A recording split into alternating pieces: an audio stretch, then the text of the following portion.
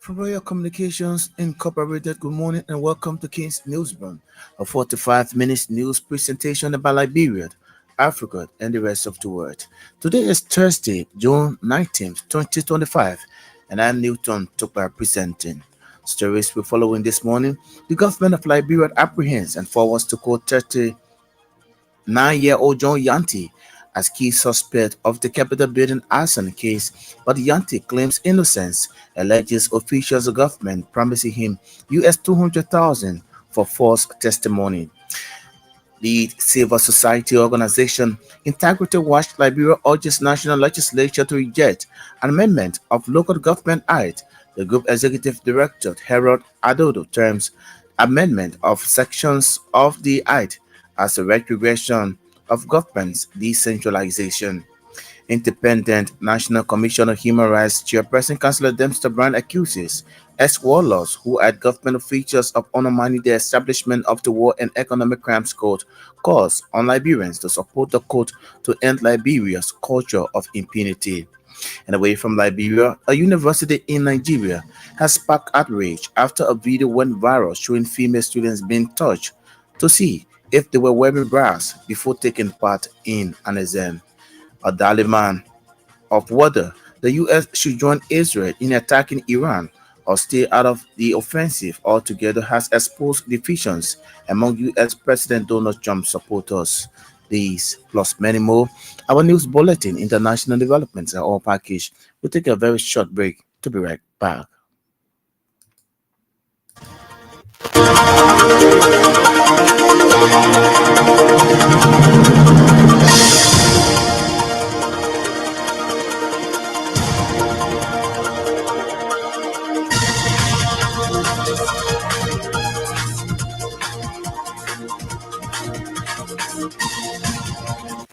Thanks for rejoining us at this juncture. We cross over to Otis Sankan with the news bulletin.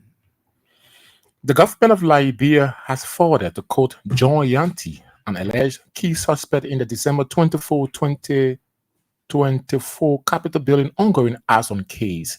Yanti, who fled the country to neighboring Ghana, were arrested and subsequently turned over to the Monrovia City Court for further legal proceeding related to his alleged role in the attack. However, the family of the suspect has since accused the Liberian government of offering him US 50,000, including a promise of relocation to Europe to provide statement against former House Speaker Jonathan Funanti Kofa and three lawmakers who are currently facing charges in connection to the Capitol building fire. But speaking to judicial reporters Wednesday following his arrest, Yanti alleged that officials from both the Liberian National Police and the National Security Agency made serious efforts or offers in an attempt to persuade him to testify against the accused lawmakers. Yanti further alleged that a state security officer, along with government-aligned ambassador, offered him US 20,000 upon his return for Ghana to support his claim. Political analysts have, however, termed Yanti comments as significant but remain cautious about its credibility, noting that the truth behind the Capitol building fire remains central to determining the full context of responsibility into the case. A civil society organization, the Integrity Watch Liberia, has called on the national legislature to reject the bill seeking to amend two sections in the Local Government Act. On Tuesday, Grand Julia County Representative Jeremiah Sokan presented a bill seeking to strip the county council of their powers and transfer them to the county legislative caucus. But addressing a press conference in Monrovia Wednesday, the executive director, Harold Adodo, has described the bill as a move to retrogress efforts made in decentralizing the government. According to Adodo, the Local Government Act was enacted to deepen participatory governance, empower local decision-making, and improve service delivery by creating democratic county council. The Integrity Watch executive director, however, reminded the lawmakers that any efforts to weaken the autonomy of the county council will be an assault to democratic local governance, accountability, and the principles of the separation of powers. The chairperson of the Independent National Commission on Human Rights has declared the culture of impunity, turning it a serious problem where people who kill or harm innocent people go free. According to Councillor Dempster Brown, one of the biggest mistakes made by Liberians over the years is to award powers to people who reportedly kill innocent people, making reference to ex-warlords who are currently in the Senate and the House of Representatives. He noted that President Joseph Boakar's executive order, which supports the establishment of the War and Economic Crimes Code, is intended to bring an end to impunity in the country, adding it's important that every Liberian support the establishment of the code. The INCHR chairperson further claimed that ex-rebel leaders are currently using their position in government to undermine the country's peace and stability to thwart support to the Office of the War and Economic Crimes Court. He made a statement on Tuesday, June 17, 2025, during an official dedication and the transfer of the Baintown Memorial Site in Grand Bassa County to the locals in the areas.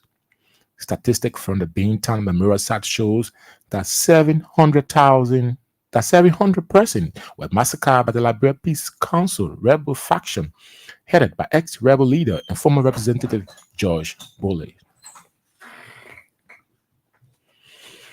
The government of Liberia has established a high-level presidential task force to coordinate its response to growing concern following a potential travel ban threatened by the United States government. The U.S. recently announced that it may impose travel restrictions on Liberia, 35 other countries that fail to meet newly established immigration and security requirements. In response, President Joseph Boakai has initiated the formation of a task force to address the issues to proactively engage with U.S. authorities. According to a release from the Executive Mansion on Wednesday, key government institutions, including the Ministry of Foreign Affairs, Ministry of Justice, Ministry of Health, and the Ministry of State for Presidential Affairs, will form the core of the negotiation team. The release further stated that the Presidential Task Force has developed a joint multi-sectoral work plan aimed at resolving the U.S. government concern. The plan implementation will be carried out in close collaboration with the United States and will include mechanisms for ongoing monitoring and evaluation to ensure transparency, accountability, and measurable results. Former House Speaker Fanatic Kofad, Abu Kamara, Dixon Sibo, and Jacob Debit risks rearrest for proffering what state's lawyers describe as a defective criminal bond before the Monrovia City Court, which led to their release from the Monrovia Central Prison. Criminal Court aid on Wednesday confirmed to our judiciary correspondent that state lawyers took exception to Defendant Kofa and his colleagues' $440,000 United States dollars property bond, saying that the bond failed to meet the legal requirement consistent with Chapter 36, Section 36.3 of the Civil Procedure Law of Liberia. State lawyers request the court to seek in for the full representative bond to be set aside and have then returned to the Monrovia Central Prison until a prepared bond can be submitted to the court as provided by law. However, defendant Kofa and other legal team has since justified the legal sufficiency of the client property value bond contrary to state lawyers' claim. Our judiciary correspondent said the lawyers' claim and counterclaims has compelled Criminal Court A resident judge Roosevelt Willie to assign the matter for hearing on Thursday, June 19, 2025, before making any decision over the matter. Former Speaker Kofa, Abu Kamara, Dixon Sibo, and Jacob David and Priscilla Cooper are facing criminal prosecution for multiple offenses ranging from criminal facilitation, criminal conspiracy, attempt to commit murder, arson, criminal mischief, and among others. The Liberia National Police has released an official update regarding an infant that was found by some resident of Broadville in a black plastic bag after being abandoned by the mother around the Broadville Cemetery. Speaking at the LMP headquarters in Monrovia Wednesday, Officer Susie Taylor, commander of the Women and Children Protection Unit at the Zone 6 depot in Brownsville, detailed the circumstances surrounding the discovery. She noted that the incident was first reported by a local resident identified as Kenneth Johnson at approximately 10:21 p.m. on June 16. Officer Taylor stated that Johnson informed the police that he heard someone shouting from within the cemetery, and upon investigation with his mother, discovered the child wrapped in a black plastic bag, and together they transported the child to the Brownsville police station. According to her, upon reporting the case, due to the absence of a female officer on duty, the baby was given to Kenneth's mother to temporarily take custody of the baby until the following morning. The family that found the child has been agitating and requesting the police to give them the baby, but the police have rejected, adding that the baby was taken to the SOS hospital where she received emergency treatment due to poor health conditions. She further clarified that reporting a child to the police does not grant custody rights, noting that for foster care or adoption can only be pursued legally to the Ministry of Gender and all of after a thorough vetting process. A civil society organization named Star Citizen United to demand accountability has endorsed the July 17, 2025 protest, which is being organized by the Solidarity and Church for a New Day and several other groups. The organization chairman, Chokon Kokoyeze, disclosed that the decision to support the July 17 protest is based on the prevailing situation on the Unity Party-led government. Speaking shortly before presenting the statement to state executive members, Kokoyeze said his organization would not sit by and allow the situation in the country to continue to deteriorate. Receiving a statement, an executive members of STAN, Reverend Fester Logan, who represented STAN National Chairman Moba Molu, commended Citizen United to demand accountability for declaring support to the July 17 peaceful demonstration in the country.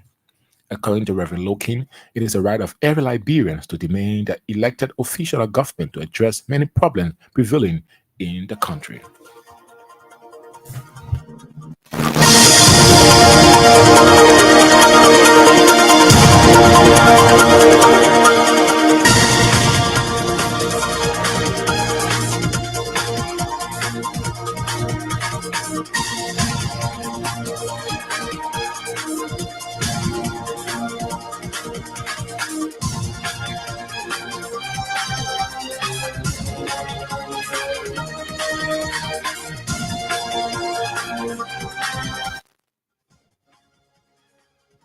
Otis Sankan with the news bulletin. The news bulletin is a regular featured here on King's Newsroom. What if you just joined us this morning? A reminder you're listening to King's Newsroom, 45 minutes news presentation about Liberia, Africa, and the rest of the world. Story we're following here this morning. The government of Liberia apprehends and forwards to court 39-year-old John Yanti as key suspect of the Capitol building arson case, but Yanti claims innocence, alleges officials of government promising him US 200,000 for false testimony. Lead civil society organization Integrity Watch Liberia urges national legislature to reject amendment of Local Government Act. The group executive director Hera Adodo terms the amendment of sections of the Act as a retrogression of government's decentralization. Independent National Commission on Human Rights Chairperson Councillor Dempster Brown accuses ex-warlords who are government officials of undermining the establishment of the War and Economic Crimes Court, calls on Liberians to support the court to end the culture of impunity in Liberia. And away from Liberia, a university in Nigeria has sparked outrage after a video went viral showing female students being touched to see if they were wearing bras before taking part in an exam. The dilemma of whether the US should join Israel in attacking Iran or stay out of the offensive altogether has exposed divisions among US President Donald Trump's supporters. These are stories we follow here this morning on King's Newsroom. We'll take a very short break and we'll come back. We'll bring you voices of the news makers.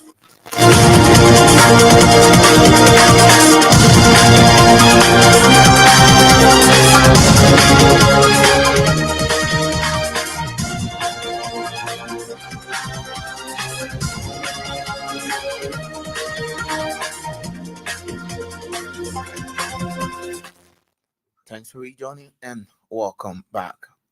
On our first development this morning, the government of Liberia has forwarded to court John Yanti, an alleged key suspect in the December 2024 Capitol building ongoing arson case. Yanti, who fled the country to neighboring Ghana, was arrested and subsequently turned over to the Monrovia City Court for further legal proceedings related to his alleged role in the attack. However, the family of the suspect has since accused the Liberian government of offering him US 50,000, including a promise of relocating him to Europe to provide statements against former House Speaker Jonathan Funatit Kofa and three lawmakers who are currently facing charges in connection to the Capitol building fire incident. But speaking to judicial reporters Wednesday, following his arrest, Yanti alleged that officials from both the Liberian National Police, the National Security Agency, made several offers in an attempt to pursue him to testify against the accused lawmakers. Yanti further alleged that a state security officer, along with the government-aligned ambassador, offered him US 20,000 upon his return from Ghana to support his claim. Money better than devil. You get everything he gave me 200,000 now. You know you are seeing it too. What will engage you? But I'm like 106, 103, one other ambassador. I just whatever you need. Yeah, but almost 10 different government officials every day coming to my hotel. So where were you? Last time, last hotel, boss for receiving. What they are last time now? Someone receiving there. My knee on it. It says when you bring the country to sex. He's John Yanti, one of the prime suspects in the December 2024 Capitol building fire incident. They're speaking. A civil society organization, the Integrity Watch Liberia, has called on the national legislature to reject the bill seeking to amend two sections into Local Government Act. On Tuesday, Granji, the county representative, Jeremiah Sokan, presented a bill seeking to strap the county council of the powers and transfer them to the county legislative caucus. But addressing a press conference in Monrovia Wednesday, the executive director, Harold Adodo, described the bill as a move to retrogress efforts made in decentralizing the government. Thus, according to Adodo, the Local Government Act was enacted to deepen participatory governments, empower local decision-making, and improve service delivery by creating democratic county councils. He's a lot of money better than devil. You get everything he gave me 200. We call on the Liberian legislature, especially the House of Representatives, to reject this unwarranted and anti-decentralization amendment in its entirety. We urge citizens, civil society organizations, traditional leaders, and international partners to resist and condemn this regressive move. We wish to remind lawmakers that any attempt or effort to weaken the autonomy of the county council will be an assault on democratic local governance, accountability, and the principle of separation of powers. The Local Government Act of 2018 is one of Liberia's progressive governance framework. Tampering with its core provisions for political convenience is unacceptable, and we will ensure that this process is challenged. When I say we, it means that we, the citizens, civil society, and we believe, including the media actors, will ensure that this process is challenged. We stand firm and we stand united, and we want to say to our legislators, hands off the Local Government Act. Integrity Watch Liberia categorically denounces the ongoing attempt by the House of Representatives to repeal critical provisions of the Local Government Act of 2018, namely Section 2.2E and Section 2.2F, under the pretense of strengthening legislative oversight. These sections currently empower county councils to one, which is Section 2.2E, approve the annual county budget, and Section 2.2F, approve a county development plan and its implementation. The proposed bill introduced by Honorable Jeremiah Sokan Sr. seeks to strip county councils of these powers and transfer them to county legislative caucuses. This move is an alarming regression, not progress. It is a blatant effort to re-centralize authority, politicize local development, and erode the foundation of decentralization in Liberia. Let it be unequivocally clear that oversight does not mean direct implementation. When lawmakers become both the referee and the players, oversight is compromised, objectivity is lost, and the door to corruption, conflict of interest, and political manipulation swings wide open. The Local Government Act was enacted to deepen participatory governance, empower local decision-making, and improve service delivery by creating a democratic county council. These councils represent local interests and are accountable to the people. To now attempt to undermine this framework in favor of unchecked legislative control is to betray the public trust. He's the executive director, Harold Ado, there speaking. The chairperson of the Independent National Commission on Human Rights has decried the culture of impunity, terming it as a serious problem where people who killed or harmed innocent people go free. According to Councillor Dempster Brown, one of the biggest mistakes made by Liberians over the years is to award power to people who reportedly killed innocent people, making reference to ex-warlords who are currently in the Senate and the House of Representatives. He noted that President Joseph Boakar's executive order, which supports the establishment of the War and Economic Crimes Code, is intended to bring an end to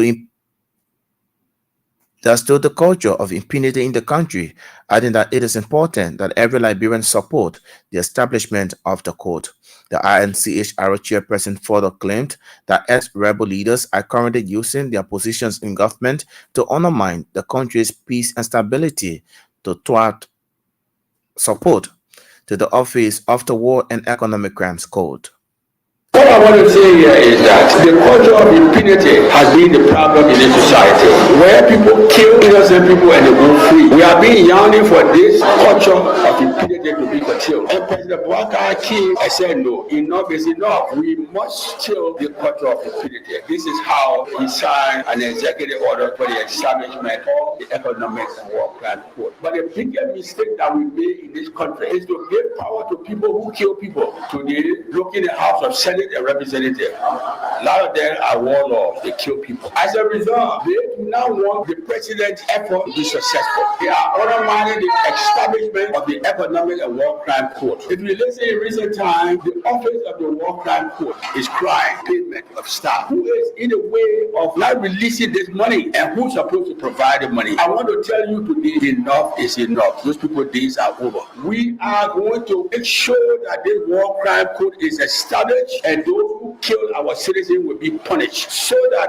our great-grandchildren will know that people who kill must be punished. You know, and I want the Liberian people to know today that the error that was made by us to get people in the government that kill people, that should be the last and the first. These people that I'm talking about, they go to the president and laugh with him, but deep in their hearts, they undermine the president. They are hypocrites and they are sycophants. They want to destroy this country because in the absence of conflict, they can't make good living. They kill and loot. We are 8 warring factions, and each of them capture territory. Those territory that they capture, they kill people and looted the properties.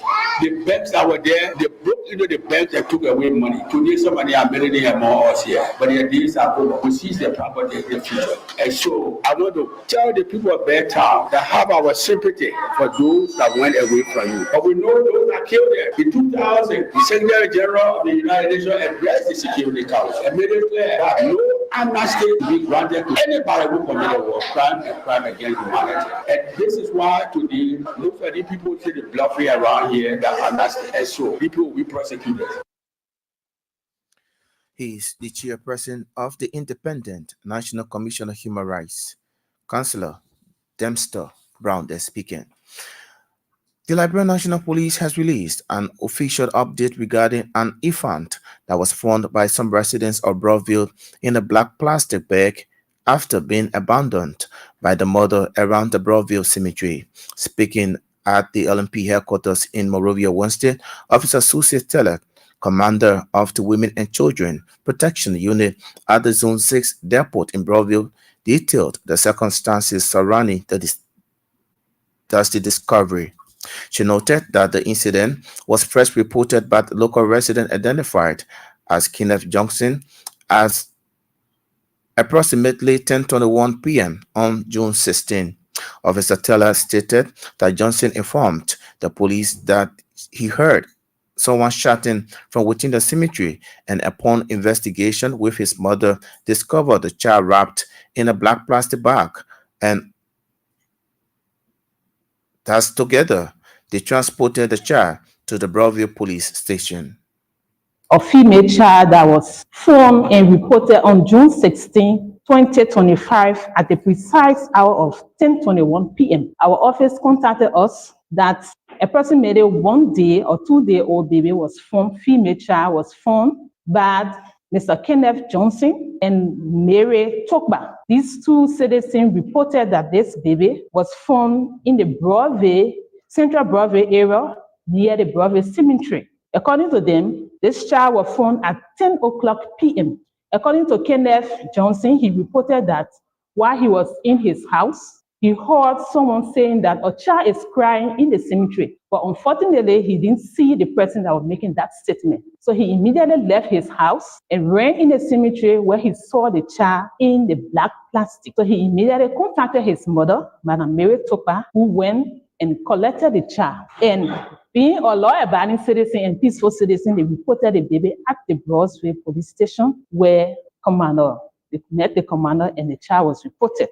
Due to the fact that it was late and we never had a female WAPS officer assigned that night. So the police asked Madam Mary Topa to take delivery of the child, to report the child the next day, early morning. So that was how Madam Mary Topa received the child and took the child home that night because it was very late. And early the next morning, June 17, the child was reported at the Broadway police station by 7 o'clock in the morning. And the case was immediately transferred at the WAPS headquarters. So due to the child's health condition, the police had to immediately take the child at the hospital to seek the child welfare because the child was young and the child was in a deplorable state that we couldn't just contact gender. So as per our procedure, once the police receive an abandoned baby, we receive the child and call the Ministry of Gender, Children and Social Protection to provide care and support for that child. But because of the circumstances, that is the child health, we had to save life. That was how we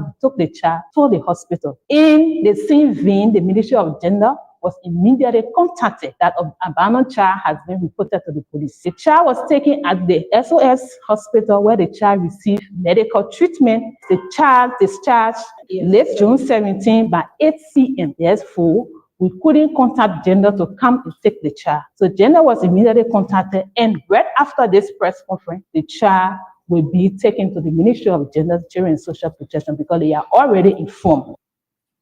She's the commander of the Women and Children Protection Unit at the Zone 6 depot in Broadville that's speaking.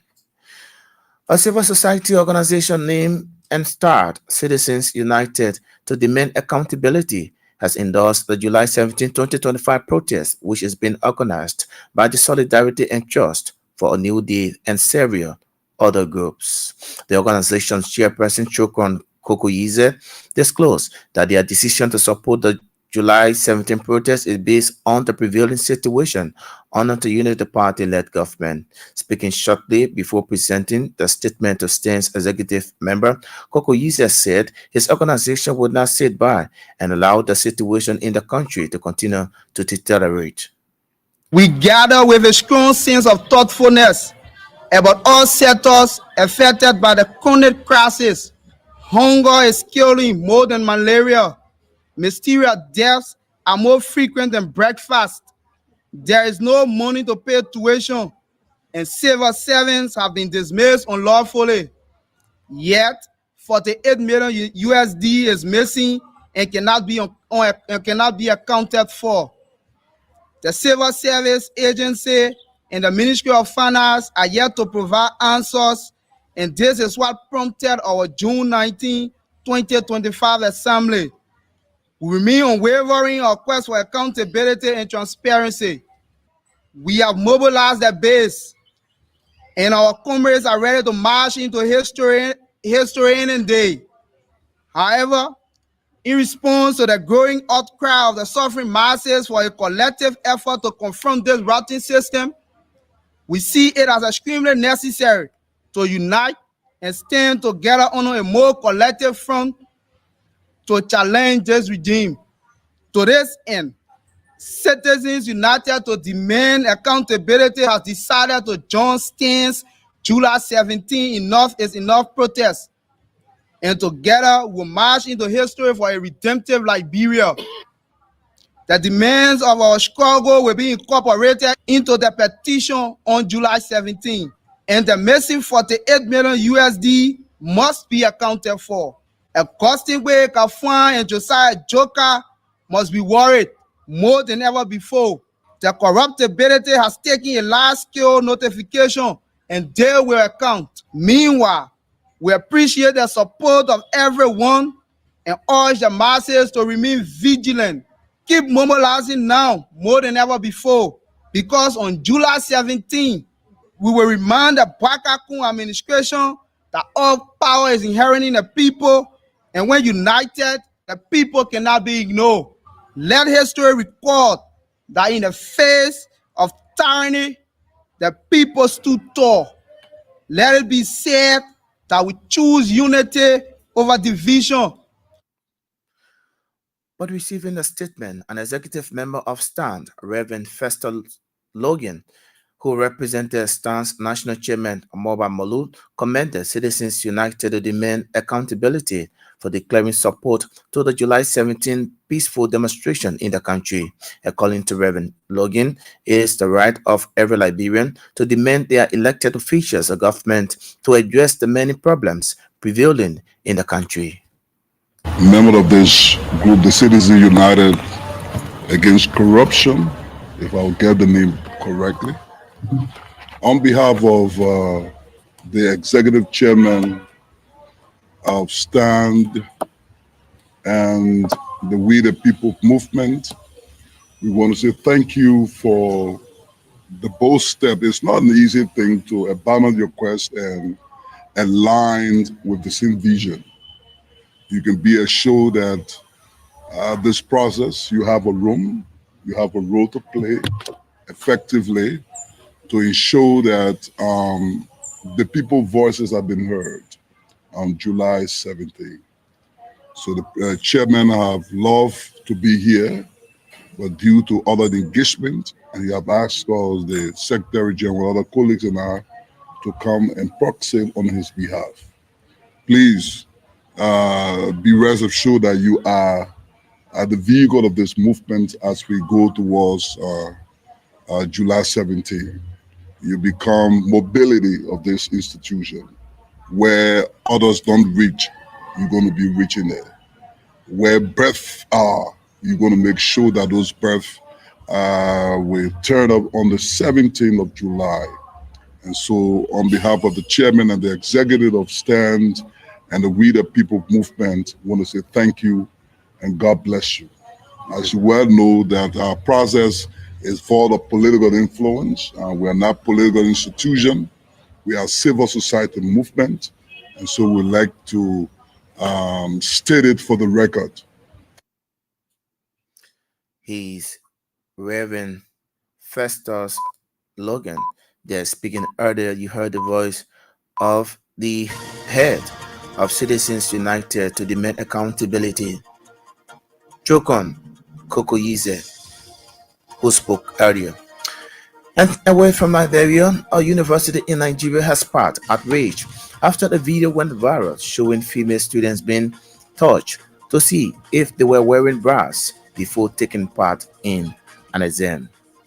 In the footage, female staff had Olabisi Onabanjo University in southwestern Ogun State, I seen touching some students' chests as they queue to enter an examination hall. The university has not commented on the video, but a student leader defended the bra policy as an attempt to ensure student dress modestly and to maintain a distraction-free environment. However, he acknowledged that other ways were needed to enforce the policy that has been condemned by critics and sexiest and likened to sexual assault. The dilemma of whether the US should join Israel in attacking Iran or that stay out of the offensive altogether has exposed divisions among US President Donald Trump's supporters. Thus, the Republican president is considering helping target the Islamic Republic's nuclear facilities following a meeting with his national security advisors in the White House Situation Room on Tuesday. On the campaign trail, Trump often rallied against stupid, endless wars in the Middle East, but also maintained that Iran can't have a nuclear weapon. The possibility that might draw the U.S. into another foreign entanglement has pitted the isolationist and hawkish wings of his party bitterly against one another.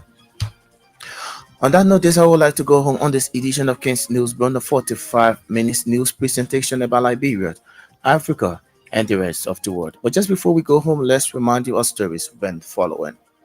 The government of Liberia apprehends and forwards to court 39-year-old John Yanti as key suspect of the Capitol building arson case, but Yanti claims innocence, alleges officials of government promising him US $200,000 for false testimony. Lead civil society organization Integrity Watch Liberia urges national legislature to reject amendment of the Local Government Act. The group executive director Hera Adu terms the amendment of sections of the Act as a retrogression of government's decentralization.